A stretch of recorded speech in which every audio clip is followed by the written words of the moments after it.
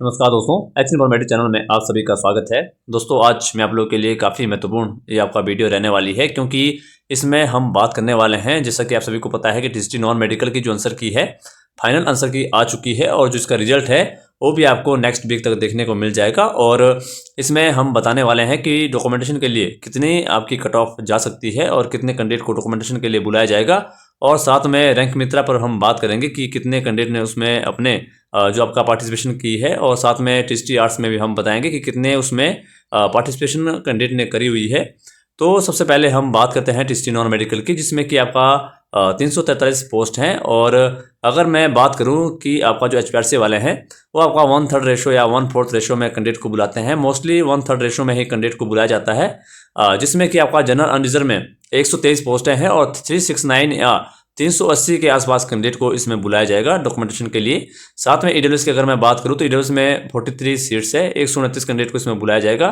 Ward of freedom fighter में 4 है, इसमें 12 कैंडिडेट को बुलाया जाएगा। ओबीसी अनरिजर्व में 53 पोस्ट है और 159 कैंडिडेट को इसमें डॉक्यूमेंटेशन के लिए बुलाया जाएगा। ओबीसी बीपीएल में 13 है और 39 कैंडिडेट को इसमें बुलाया जाएगा। एससी अनरिजर्व में 66 पोस्टें हैं और 198 कैंडिडेट को इसमें डॉक्यूमेंटेशन के लिए बुलाया जाएगा। एससी बीपीएल में 13 है और 39 कैंडिडेट को इसमें बुलाया जाएगा। और साथ में मैं ये भी बताने वाला हूँ कि टीएसटी मेडिकल में जो आपकी कट ऑफ है वो बिल्कुल मेरे पोल के अकॉर्डिंग गई है, वो भी मैं आपको बताने वाला हूँ कि किस तरह उसमें आपका कट ऑफ देखने को मिली है।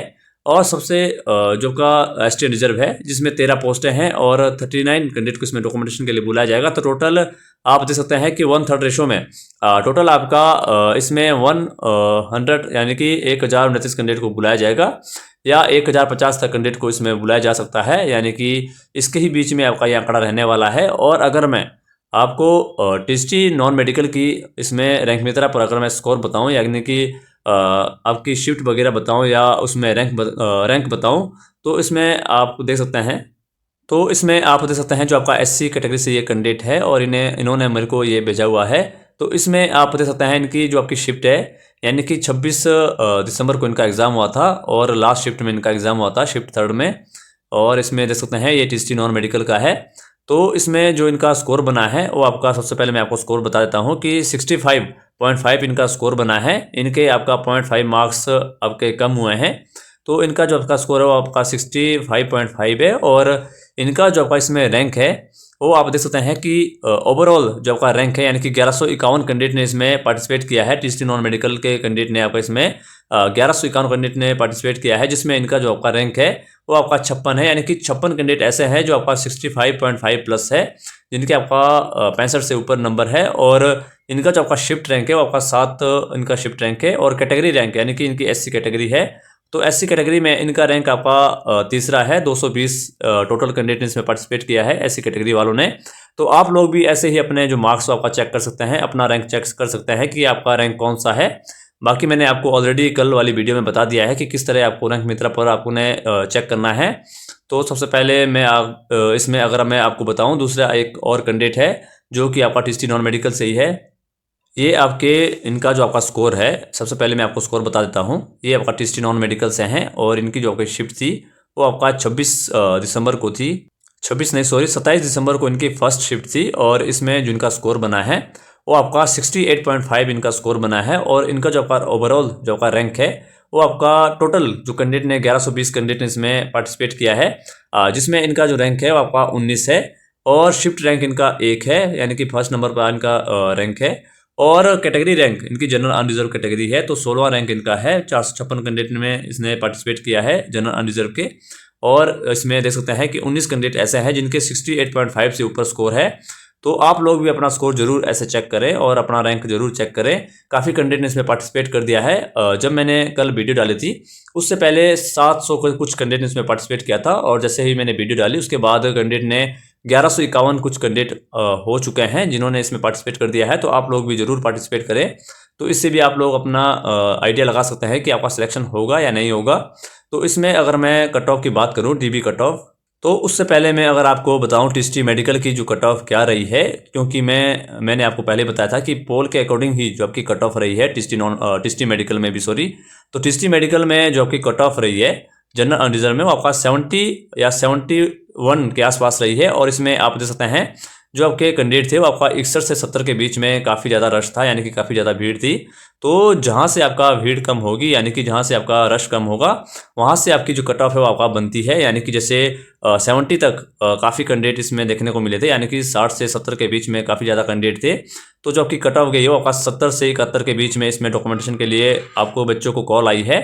बाकी आफ्टर नॉर्मलाइजेशन के इसमें बताया नहीं जा सकता है कि कितनी नॉर्मलाइजेशन हुई है, यानी कि 2 से 4 मार्क्स की भी हो सकती है, 5 मार्क्स की तो बहुत रेयर चांसेस है कितनी हुई होगी, बट 3 से 4 इसमें मार्क्स तक शायद इसमें नॉर्मलाइजेशन हुई है।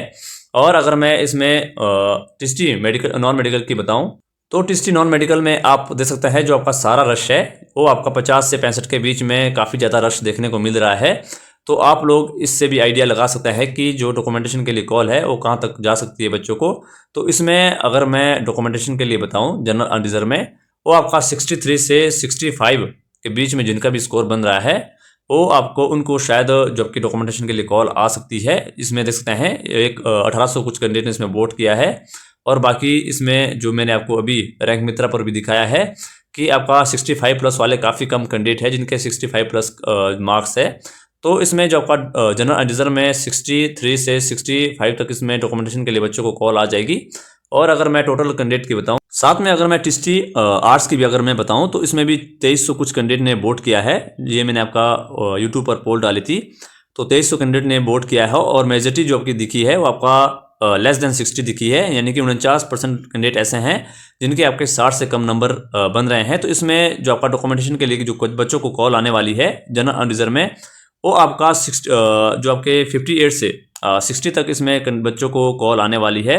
और आपका अगर मैं बात करूँ जो कैटेगरी वाइज है उसकी बात भी मैं करता हूँ, तो कैटेगरी वाइज आप ये कर सकते हैं कि +-2 कर सकते हैं जितनी जनरल अनरिजर्व की रहेगी।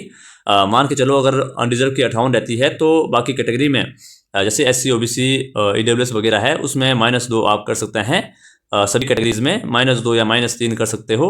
और अगर मैं आपको टिस्टी नॉन मेडिकल की कट ऑफ बताऊँ डॉक्यूमेंटेशन के लिए, क्योंकि उनका रिजल्ट आपका देखने को मिल जाएगा नेक्स्ट वीक तक। अगर मैं नॉर्मलाइजेशन का बताऊं कि कितने इसमें डिफरेंस रह सकता है, अगर इजी शिफ्ट होती है तो इसमें -1 to -3 मार्क्स का इसमें डिफरेंस रहता है। और मॉडरेट में आपका +0 से +1 तक इसमें आपके जो आपका डिफरेंस रहता है। अगर किसी की टफ शिफ्ट हो तो उसको +1 to आपका +4 तक इसमें मार्क्स बढ़ते हैं कैंडिडेट के। यानी कि जैसे अगर आपके 65.5 मार्क्स है तो इजी शिफ्ट अगर आपका इजी शिफ्ट होती है तो उसमें जो आपके मार्क्स है वो आपका 63 से 64 आ जाएंगे, और जो आपका टफ शिफ्ट है उसमें जो मार्क्स है आपका 67 से 69 आ सकते हैं। तो इस तरह आपका नॉर्मलाइजेशन होता है। और अगर मैं डॉक्यूमेंटेशन के लिए कॉल बताऊं कितनी आ सकती है टिस्टी नॉन मेडिकल में, तो टिस्टी नॉन मेडिकल में अगर मैं एक्सपेक्टेड जो आपका DV कट ऑफ बताऊँ कि कितनी इसमें रह सकती है, अगर मैं जनरल अनरिजर्व की बात करूं तो इसमें 62 से 64 तक जिनका भी स्कोर बन रहा है उनको डॉक्यूमेंटेशन के लिए कॉल आ सकती है। और अगर मैं EWS की बात करूं तो इसमें आपका 59 से 62 तक आपका डॉक्यूमेंटेशन के लिए बच्चों को कॉल आ सकती है। काफ़ी कैंडिडेट का ये डाउट है कि सर टिस्टी मेडिकल की तरह कहीं 70 प्लस तो नहीं आएगी डॉक्यूमेंटेशन के लिए कॉल, तो ऐसा नहीं है। इसमें डॉक्यूमेंटेशन के लिए कॉल आपका कम रहने वाली है टिस्टी नॉन मेडिकल में। टिस्टी नॉन मेडिकल और टिस्टी आर्ट्स में काफ़ी कम कट ऑफ आपको देखने को मिलेगी। OBC अनरिजर्व में 58 से 61 के बीच में कैंडिडेट को कॉल आ सकती है। SC अनरिजर्व में 57 से 60, ST अनरिजर्व में 55 से 58, OBC BPL में 55 से 58, SC BPL में 54 से 57, ST BPL में आपका 53 से 56 तक इसमें जो आपके एक्सपेक्टेड जो आपका डॉक्यूमेंटेशन के लिए कॉल रह सकती है। अप्रोक्स -2 से आपका -4 मार्क्स फ्रॉम जो आपका दूसरे में रह सकती है। यानी कि अगर मैं नॉर्मलाइजेशन का बताऊं तो इसमें ज़्यादा डिफरेंस नहीं रहने वाला है, क्योंकि एग्ज़ाम आपका बिल्कुल सेम ही लेवल का इसमें पूछा गया था। तो -1 या आपका 2 से 3 मार्क्स का डिफरेंस इसमें रह सकता है, 2-3 मार्क्स का, ज़्यादा नहीं रहने वाला है। और अगर मैं टिस्टी आर्ट्स का बताऊं, टिस्टी आर्ट्स की अगर मैं डॉक्यूमेंटेशन के लिए कॉल बताऊं कि कितनी रह सकती है, क्योंकि उनकी भी आपकी अभी जो आपकी क्रॉस ऑब्जेक्शन की है वो आपका इस वीक आ सकती है। मोस्ट प्रोबेबली चांसेस है, यानी कि 99% चांस है कि आज या कल आपकी जो कि क्रॉस ऑब्जेक्शन की है वो आपका आ सकती है। तो उसके बाद इनका जो रिजल्ट है वो आपका मार्च तक देखने को मिल जाएगा टिस्टी आर्ट्स का, यानी कि मार्च फर्स्ट वीक तक। और टिस्टी आर्ट्स में अगर मैं रैंक मित्रा पर स्कोर बताऊं कि कैंडिडेट का कितना स्कोर बना है, इसमें जो इनका जो स्कोर बना है, जो ये कैंडिडेट है ये टिस्टी आर्ट्स से हैं और इनका जो एग्ज़ाम था वो 13 जनवरी को हुआ था फर्स्ट शिफ्ट में। तो इनका जो स्कोर बना है 64 इनका स्कोर बना है। और इसमें जो इनका रैंक है वो आपका 211 रैंक इनका ओवरऑल है। 1831 कैंडिडेट ने इसमें पार्टिसिपेट किया है और शिफ्ट रैंक इनका 12वां रैंक है। 101 कैंडिडेट इसमें आपके इस शिफ्ट में पार्टिसिपेट किया है। कैटेगरी रैंक इनकी कैटेगरी EWS है और 43 इनका रैंक है। 257 टोटल कैंडिडेट है जिन्होंने इसमें पार्टिसिपेट किया है EWS ने। तो आप लोग भी ऐसे ही पार्टिसिपेट कर सकते हैं। इससे आप खुद आइडिया लगा सकते हैं कि कट ऑफ कितनी रह सकती है। टिस्टी आर्ट्स की में कट ऑफ जब टिस्टी की जो आपकी क्रॉस ऑब्जेक्शन की आएगी उसके बाद मैं आपको डॉक्यूमेंटेशन के लिए उसमें कट ऑफ बताने वाला हूं, क्योंकि उसके बाद जो रैंक मित्रा पर उनका जो आपके पार्टिसिपेशन है वो आपका बढ़ने वाली है, क्योंकि अभी काफ़ी कैंडिडेट के पास उनका URL नहीं है। तो आप लोग इससे आइडिया लगा सकते हैं कि 64 प्लस वाले 211 कैंडिडेट है जिनके 64 प्लस मार्क्स है। तो बाकी EWS में भी आपका 43 कैंडिडेट ऐसे हैं जिनके 64 प्लस मार्क्स है। तो टिस्टी आर्ट्स में भी जो कट ऑफ है वो आपका 60 के अराउंड ही रहने वाली है आपका जनरल अनरिजर्व में, यानी कि 63 से 64 के आसपास रहने वाली है। तो ये आज की वीडियो रहने वाली है। तो कल मैं दोबारा से एक और वीडियो बनाने वाला हूँ। शायद आपको आज टिस्टी आर्ट्स की क्रॉस ऑब्जेक्शन की आपको देखने को मिल सकती है या कल भी देखने को मिल सकती है। तो ये आज की अपडेट थी। अगर आपको मेरी वीडियो अच्छी लगी हो तो वीडियो को लाइक शेयर एंड सब्सक्राइब जरूर कर दें। Thank you, have a nice day. और टिस्टी मेडिकल का फाइनल रिजल्ट भी आपको मार्च के फर्स्ट वीक या सेकंड वीक में श्योर देखने को मिल जाएगा, यानी कि 10 तारीख से पहले पहले टिस्टी मेडिकल का रिजल्ट आपको देखने को मिल जाएगा। तो ये आज की अपडेट थी। अगर आपको मेरी वीडियो अच्छी लगी हो तो वीडियो को लाइक शेयर सब्सक्राइब जरूर कर दें। Thank you, have a nice day.